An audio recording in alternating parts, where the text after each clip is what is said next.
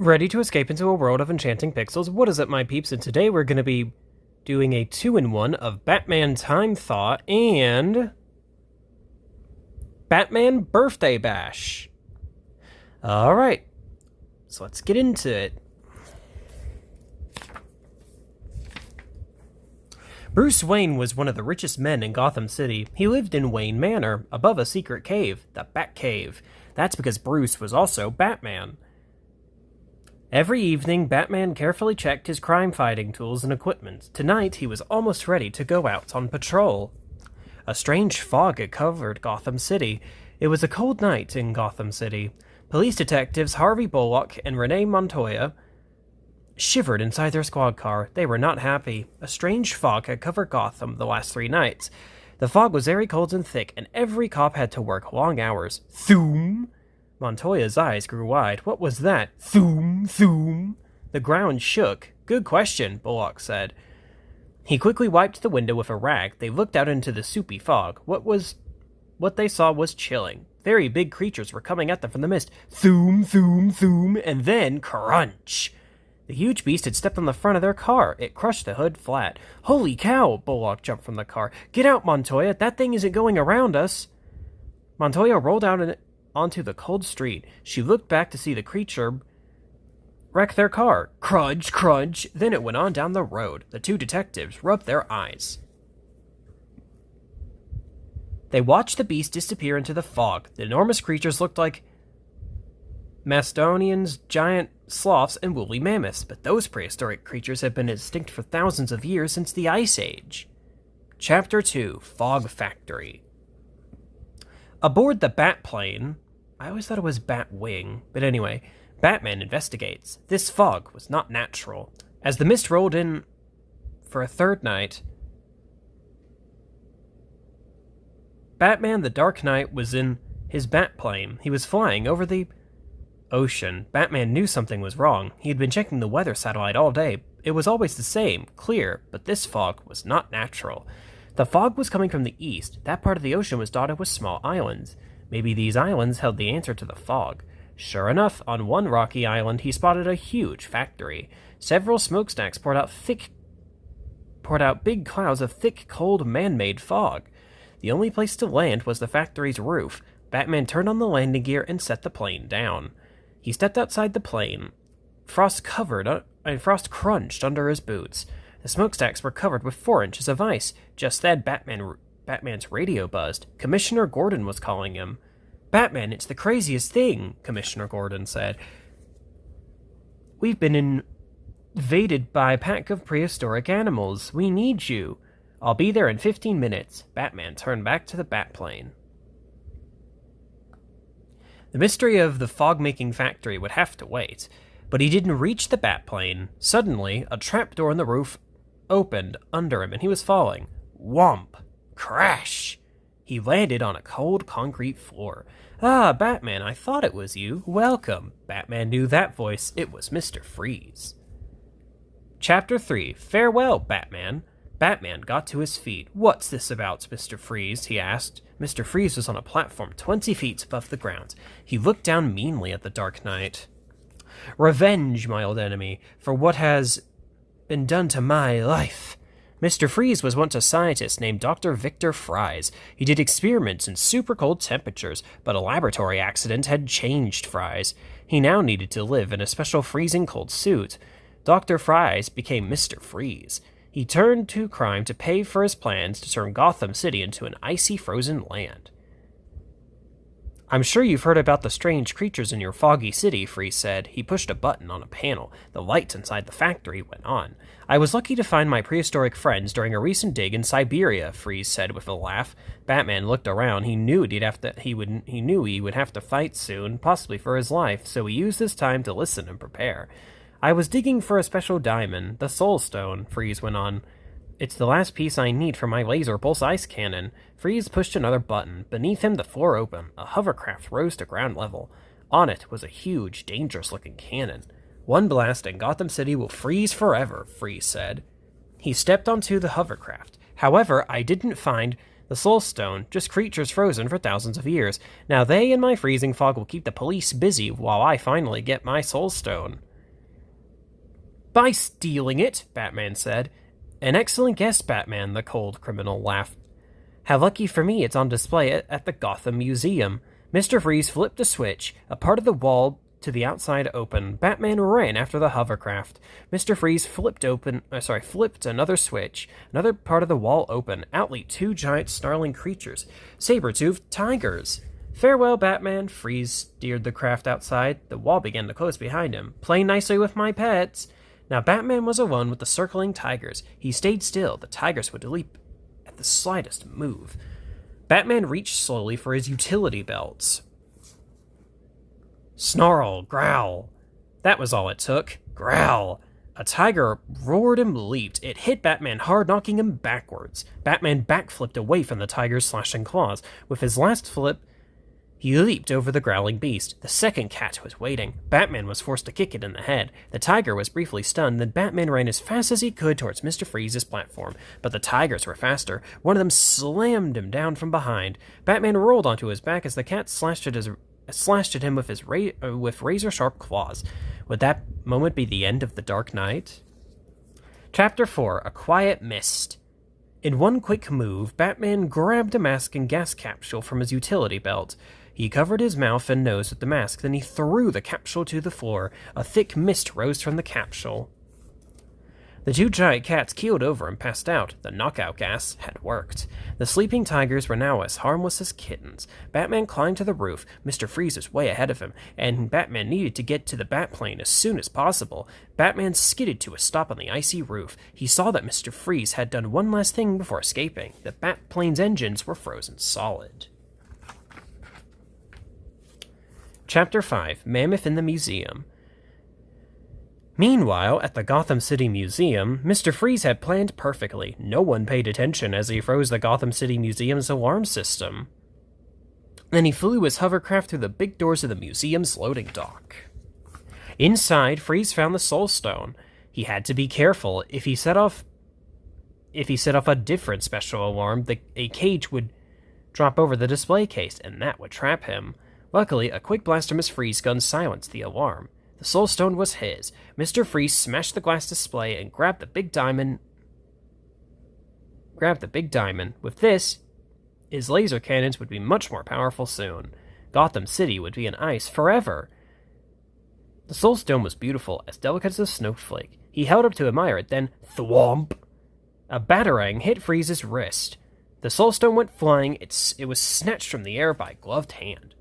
The villain was shocked to see Batman, the Dark Knight, was riding on one of Freeze's own woolly mammoths. What? Freeze raged. How?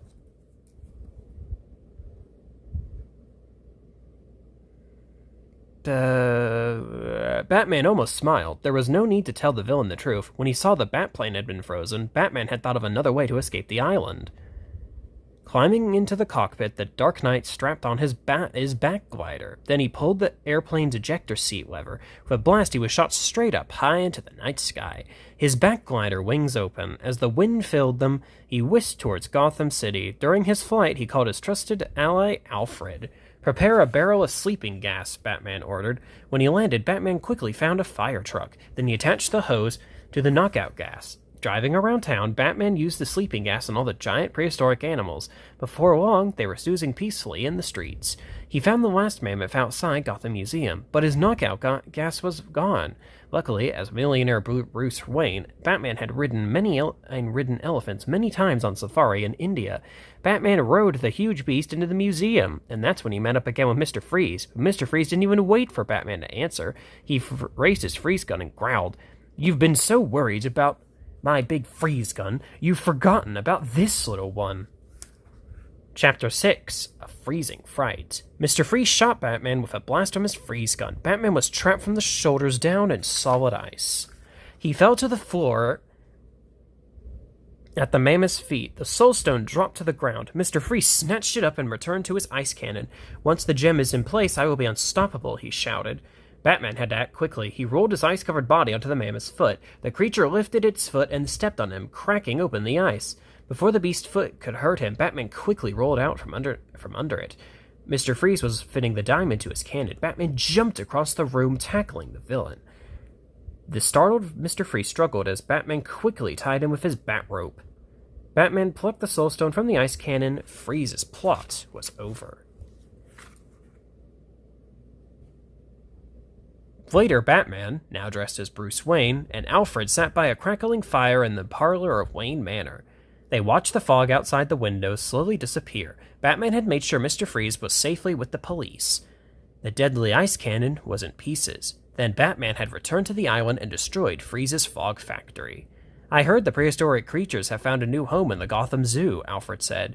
He poured more hot tea. A fine and chilly night's work, Master Bruce. Yes, Alfred, Bruce smiled. But nothing warms me more than knowing Gotham City is safe. I do apologize for that. Part of the words are missing down there. I do apologize for that. And here are all the words. All right. Now, on to Batman Birthday Bash. Oops. Come on. Chapter 1. Missing one clown. Bruce Wayne was one of the richest men in Gotham City. He lived in Wayne Manor above a secret cave, the Batcave. That's because Bruce was also Batman. Every evening, Batman carefully checked his crime-fighting tools and equipment. Then he would go out on patrol. It was late afternoon in Gotham City. The Batmobile came to a stop in front of Arkham Asylum. Commissioner Gordon stood waiting as Batman climbed out of the car. Bad news, Batman, said Gordon. Has there been a breakout? Asked Batman. Follow me, Gordon said. Loud laughs and angry shouts filled the dark hallways inside Arkham. Behind closed doors were the mean villains Batman had caught during his many adventures. The Joker had escaped. Oh, whoops, I kind of read that too early. My bad. The Commissioner and the Dark Knight walked to an open door at the end of the hall. It's worse than I thought, said Batman. This was the Joker's cell. Batman pointed to a big hole in the wall. Smoke rose from the hole. How did this happen? Asked Batman. The Joker had been very good lately, Batman said, so he let him bake a cake in the kitchen. He must have mixed something with the flour and sugar to make a bomb, said Batman. Right, agreed Gordon. When he went back to his cell, he put a candle in the cake, lit it, and boom! A candle? Asked Batman. That's right, it's the Joker's birthday. I bet I know where he's gone, too. Chapter 2, Funhouse Fight. On Gotham Pier, an amusement park stood empty. The rides had been closed long ago. Now they are falling apart. At the entrance to the park, an old sign read, Danger, keep out. But in the back room of the funhouse, two men played a game of checkers. One man was named Sweeney, the other was named McGurk. Sweeney looked up from the game. Do you think our boss really broke out of Arkham Asylum? He asked. McGurk shook his head.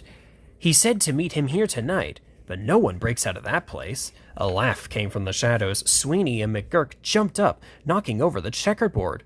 I'm glad you boys finally and really believed in me, said a familiar voice. Sweeney and McGurk heard the Joker. Ha ha ha ha ha! The Joker walked into the room in his Arkham Asylum uniform. I'm back, boys, and it's my birthday. Breaking out of Arkham was a treat, but I want a real party and presents. The Joker opened a closet. Inside was a row of purple suits. He put one on, then pressed a flower on his lapel. The flower squirted water right into McGurk's face. Then the Joker threw a newspaper on Sweeney.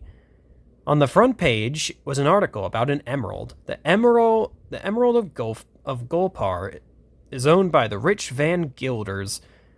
The Joker said, they are throwing a birthday party for their son tonight. We are going to crash the party and get that emerald. I keep thinking of the Chaos Emeralds whenever I hear this. Actually, that would make sense for like a Batman Sonic crossover in the DC comics.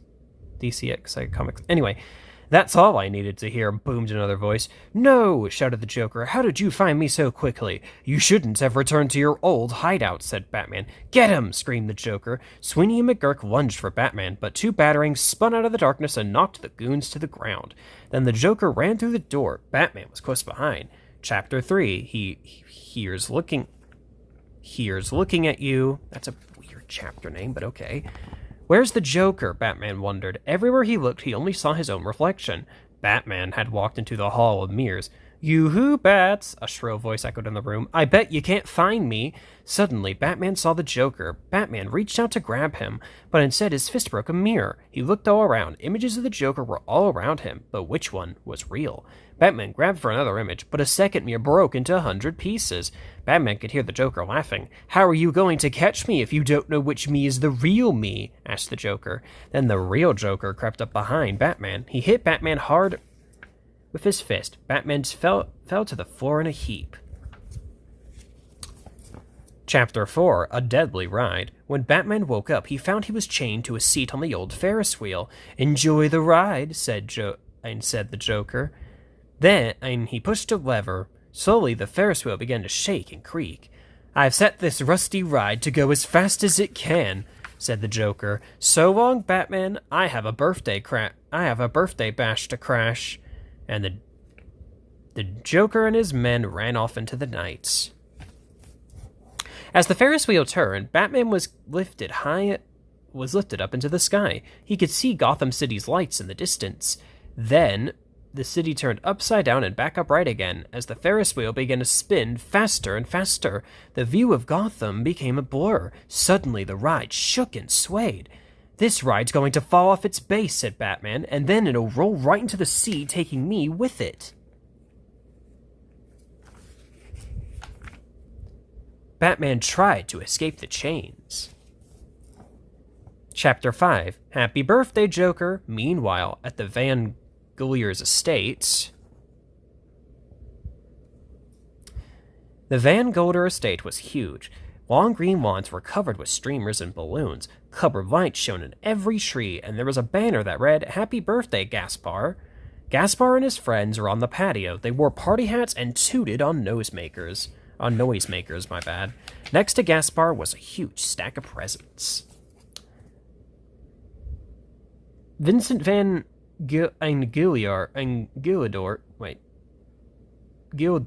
that's how you pronounce that, stood with Edith Van Gilder and watched the children. "You look lovely, dear," said Vincent.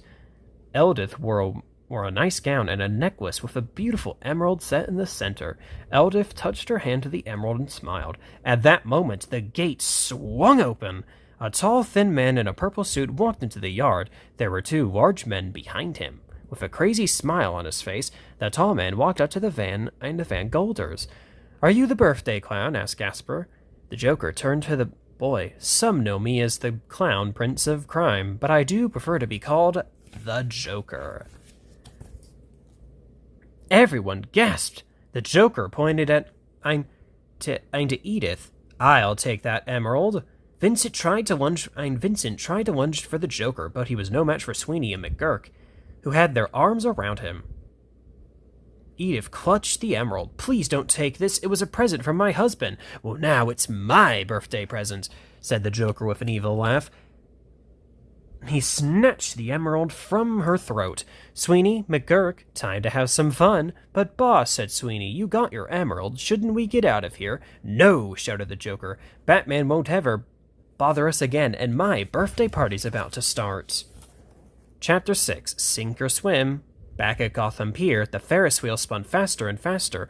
Batman heard bolts and screws popping loose below him. He had to think fast. Suddenly, the Ferris wheel broke off its base and began rolling down the pier. As Batman went head over heels, he slipped his fingers into his utility belt.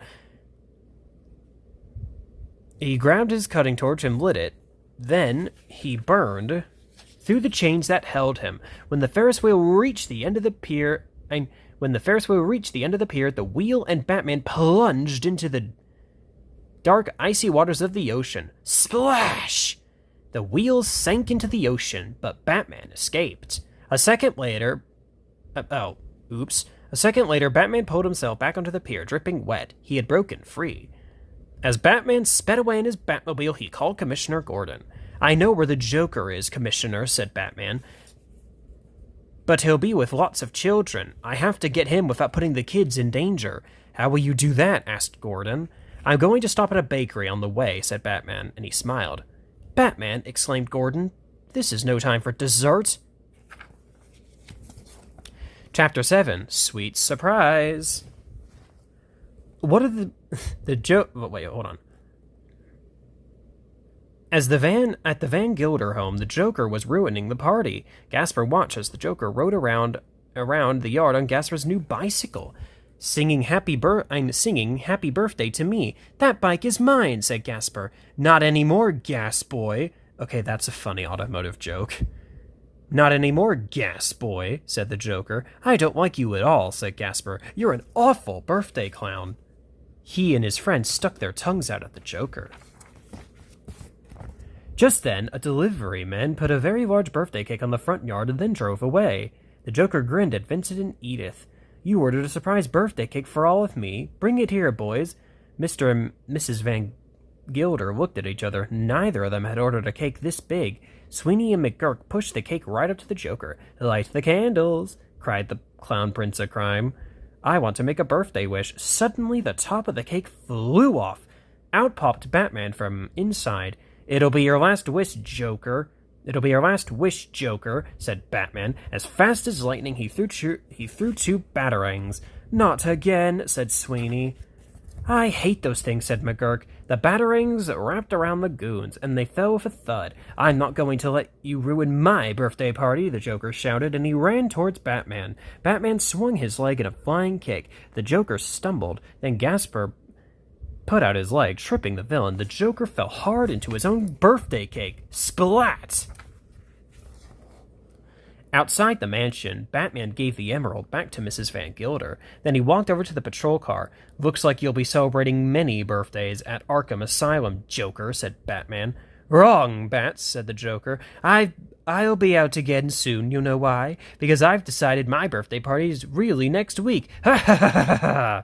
The Joker's crazy laugh echoed into the night as the patrol car drove away. Alright, here are all the words for the in this book.